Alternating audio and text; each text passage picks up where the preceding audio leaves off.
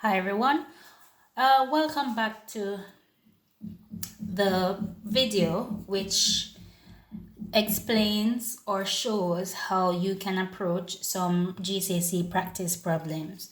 So the second problem is a bearings problem, and it says the bearing of A from B is 280 degrees. So since the bearing is from B, I'm going to start with the point B. I'm going to select B or mark B anywhere on the sheet that's convenient for me.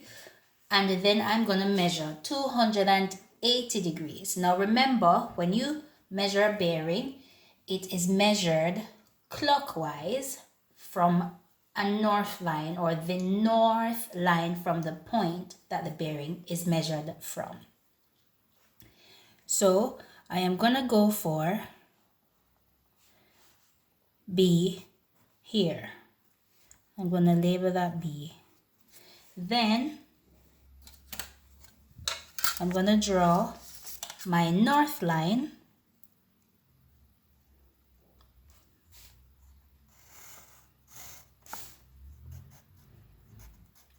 And I need to measure 280 degrees from this point.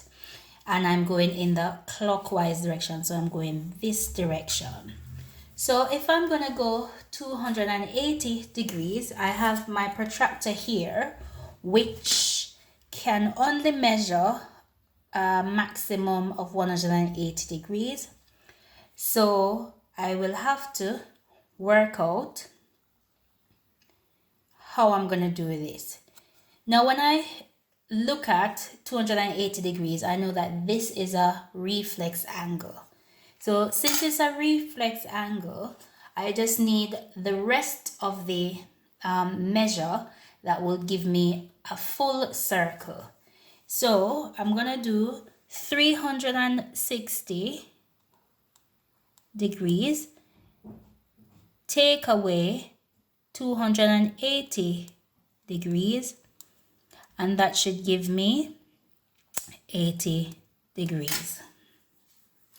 Now what I'm going to do with this is I'm going to measure 80 degrees, right, going anti-clockwise. However, the reason I'm doing that is if I am going to go clockwise for 280, I would start here, coming around to here at some point on this side, but there should be 80 degrees left that would take me back to the north line. So I'm going to place my protractor on the line where the center of the protractor is placed at B, and my zero line of my protractor should also rest on that north line. Now I'm going to start from 0 on the top because I need 80 degrees coming in this direction, in the anti-clockwise direction. So I'm going to mark off 80. If you can see, from 0, 10, 20, 30, 40, 50, 60, 70, 80, and I'm there. Then I am going to use my straight edge from the protractor to connect the point B to the point I've marked. So this angle here is the 80 degrees that is left to complete a full revolution. So therefore means coming from the north line on the clockwise side, going around, this bit would be 280 degrees. Now, we have just drawn the bearing of a point A from B. We have come from B. Now, it hasn't said what's the distance between the two, so I'm going to assume that point A is in this position, this distance away. What it asks me for in the question is to work out the bearing of B from A. So what I will do is draw my north line,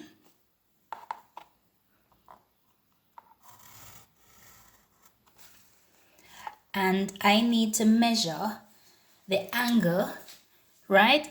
And I'm coming from A this time. It says find out what the angle is for B from point A. So from point A, coming clockwise down to B, I need this angle. So I'm going to place my protractor on the center, or at B, sorry, not B, A, at A.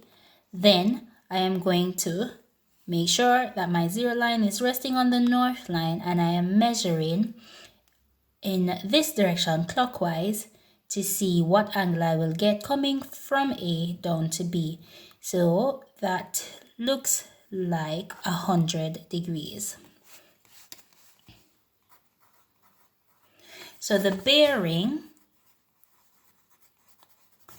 of B from A is 100 degrees. And that I did using construction, right? The problem could have been solved just by a sketch, but I used this opportunity to show you how you could do it using construction. Remember, we had said this here is 80 degrees, yes, and we write 0, 80 because we write 3-point bearings. And given that these two are parallel, and then this line here connects A and B, we can look at what are co-interior angles, because these two are parallel, and we know co-interior angles add to 180 degrees. So then if this is 80, then this one is going to be 100. That is if we had done it with a sketch. But as I said, I preferred to do the construction because you may also be asked to do constructions to work out bearings.